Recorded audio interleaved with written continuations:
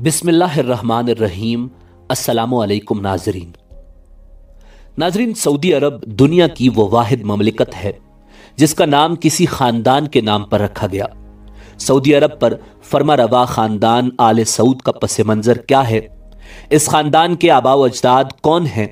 इस खानदान का ताल्लुक क्या वाकई अरब के मशहूर खानदान उन्जा से है जैसा कि आम तौर पर ख्याल किया जाता है? क्या आले सऊद हकीकत में अरबियों नस्ल हैं या ये किसी और ख़ानदान से ताल्लुक़ रखते हैं? और क्या इनके आबा व अजदाद मुसलमान थे या इनका ताल्लुक़ किसी दूसरे मज़हब से था? नाजरीन, इन तमाम सवालात के जवाबात हम आज की वीडियो में आपको बताएंगे और आले सऊद की मुकम्मल तारीख़ पर रोशनी डालेंगे।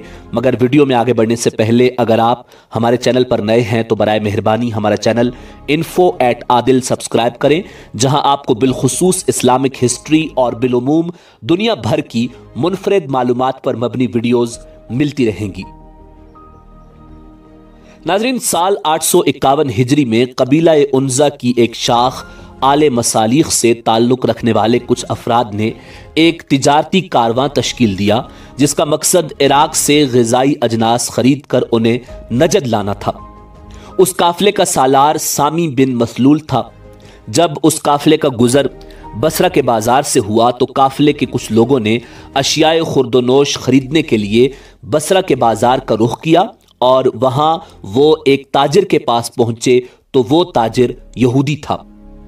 नाजरीन, उस ताजिर का नाम मुर्दखाई बिन इब्राहिम बिन मूसा था और ख़रीदो फरोख्त के दौरान उस ताजिर ने उन लोगों से पूछा कि तुम लोगों का ताल्लुक़ कहाँ से है? उन्होंने जवाब दिया कि उनका ताल्लुक़ उन्जा कबीले की एक शाख अल मसालिख से है। ये नाम सुनना था कि यहूदी खड़ा हुआ और वो उनमें से हर फर्द से बड़े तपाक के साथ गले मिला। उसने बताया कि वो खुद उस कबीले की शाख से ताल्लुक़ रखता है, मगर अपने वालिद के उन्जा कबीले के बाज़ अफराद से एक ख़ानदानी झगड़े की वजह से उसने बसरा में आकर रिहाइश इख्तियार कर ली। उसने अपने खादिमों को हुक्म दिया कि काफ़िले वालों के तमाम ऊँटों पर गंदुम, खजूर और चावल की बोरियां लाद दी जाएं। यहूदी ताजिर के उस रवैये ने काफ़िले वालों को हैरान कर दिया। वो इंतहाई खुश हुए कि इराक में उनके एक ख़ानदान का फ़र्द मिल गया है जो उनके रिज़्क़ का वसीला है। उन्होंने उसकी हर बात पर मिनोअन यकीन कर लिया। नाजरीन, अगरचे वो ताजिर यहूदी था मगर चूंकि अलमसालिख कबीले के लोगों को अनाज की शदीद ज़रूरत थी, लिहाजा उन्होंने उसकी मेहमान नवाजी को अपने लिए गनीमत जाना। जब काफिला अपना वापसी का रख्त सफ़र बांध रहा था तो उसने अहले काफिला से दरख्वास्त की कि वो अगर उसे भी अपने हमरा ले चलें तो ये उसके लिए बड़ी खुशबख्ती होगी, क्योंकि उसकी अरसा दराज से ख्वाहिश है कि वो अपने आबा व अजदाद के वतन को देखे। और यूं वो यहूदी ताजिर काफिले के साथ नजद पहुंचाया। नाज़रीन, नजद पहुंचकर उसने लोगों से राव रस्म बढ़ाना शुरू कर दिए और कई अफराद को अपनी चर्ब जुबानी की बिना पर अपने हल्का असर में लाने में कामयाब हो गया। मगर गैर मुतवक्के तौर पर उसे वहां अल कसीम से ताल्लुक़ रखने वाले एक मजहबी रहनुमा शेख साले सलमान अब्दुल्ला की मुखालिफत का सामना करना पड़ा। इस मजहबी आलिम की तबलीग का दायरा नजद, यमन और हिजाज तक फैला हुआ था। यहूदी को उस शख्स की मुखालिफत की वजह से मजबूरन ये इलाका छोड़ना पड़ा और वो अल कसीम से अल अहसा आ गया। नाजरीन, यहां आकर उस यहूदी ताजिर ने अपना नाम तब्दील कर दिया और वो मुर्दखाई से मुरखान बिन इब्राहिम मूसा बन गया।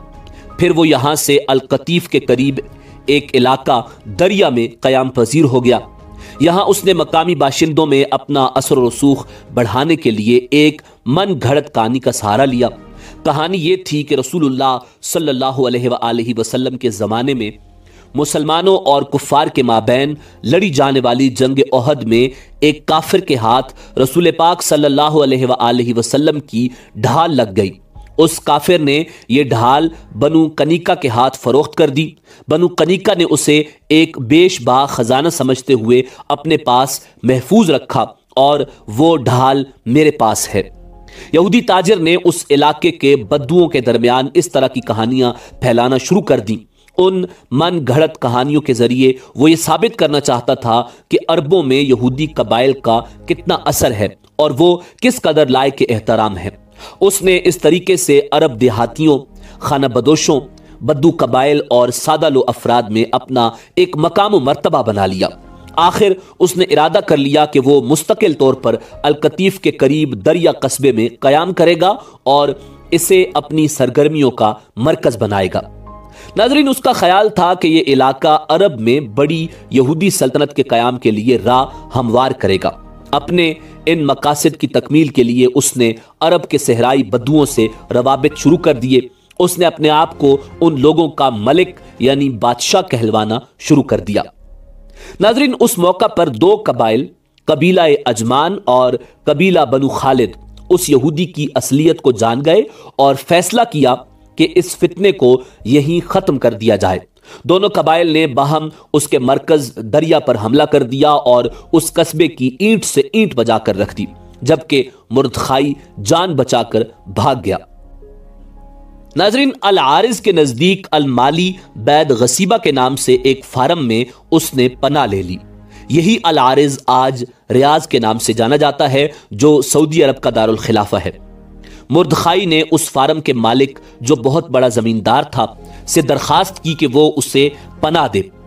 فارم کا مالک اتنا مہمان نواز تھا کہ اس نے مردخائی کی درخواست قبول کر لی اور اسے اپنے پاس پناہ دے دی، مگر مردخائی کو اپنے میزبان کے پاس ٹھہرے ہوئے 1 ماہ ہی گزرا تھا کہ اس نے اپنے محسن اور اس کے اہل خانہ کو قتل کر دیا اور بہانہ یہ کیا کہ ان کو ڈاکوؤں نے قتل کیا ہے۔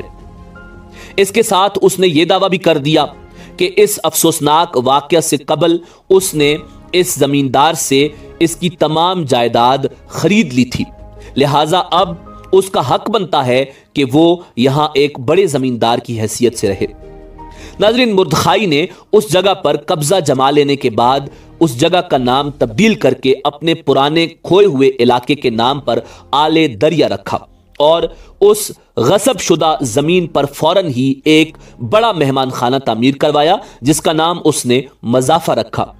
یہاں رہتے ہوئے اس نے آہستہ آہستہ اپنے مریدین کا ایک حلقہ بنا لیا، جنہوں نے لوگوں کے درمیان یہ غلط طور پر مشہور کرنا شروع کر دیا کہ مردخائی ایک مشہور عرب شیخ ہے۔ کچھ عرصے بعد اس نے اپنے اصل دشمن شیخ صالح سلمان عبداللہ التمیمی کو ایک منصوبے کے تحت قصبہ آل زلافی کی مسجد میں قتل کروا دیا۔ اس اقدام کے بعد وہ ہر طرف سے مطمئن ہو گیا اور دریا کو اپنا مستقل ٹھکانہ بنا لیا۔ دریا میں اس نے کئی شادیاں کی، جن کے نتیجے میں وہ درجنوں بچوں کا باپ بنا۔ اس نے اپنے ان تمام بیٹے بیٹیوں کے نام خالص عرب ناموں پر رکھے۔ یہودی مردخائی کی یہ اولاد ایک بڑے عرب خاندان کی شکل اختیار کر گئی۔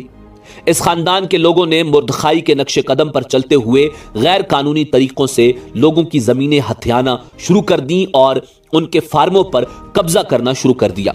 اب یہ اس قدر طاقتور ہو گئے کہ جو کوئی بھی ان کی شرنگیزیوں کے خلاف آواز اٹھاتا اسے قتل کروا دیتے۔ یہ اپنے مخالف کو زیر کرنے کے لیے ہر حربہ استعمال کرتے۔ اپنے اثر و رسوخ کو مزید بڑھانے کے لیے انہوں نے رابعہ عنزہ اور المصالیخ جیسے مشہور عرب قبائل کو اپنی بیٹیاں دیں۔ ناظرین، مردخائی کے لاتعداد بیٹوں میں سے ایک بیٹے کا نام المقارن تھا۔ المقارن کے ہاں پہلا بیٹا پیدا ہوا جس کا نام محمد رکھا گیا۔ محمد کے بعد المقارن کے ہاں اس کے دوسرے بیٹے نے جنم لیا جس کا نام سعود رکھا گیا۔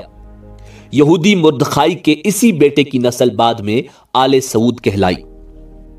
ناظرین، تاریخ کا مطالعہ کیا جائے تو پتہ چلتا ہے کہ آغاز میں اس خاندان یعنی آل سعود نے مذہب کے نام پر کافی عرصہ قتل عام کا بازار گرم کیا اور یہی خاندان کئی سالوں سے سعودی عرب پر برسر اقتدار ہے اور انہوں نے حجاز مقدس کا نام تبدیل کر کے اپنے خاندان کے نام پر سعودی عرب رکھا۔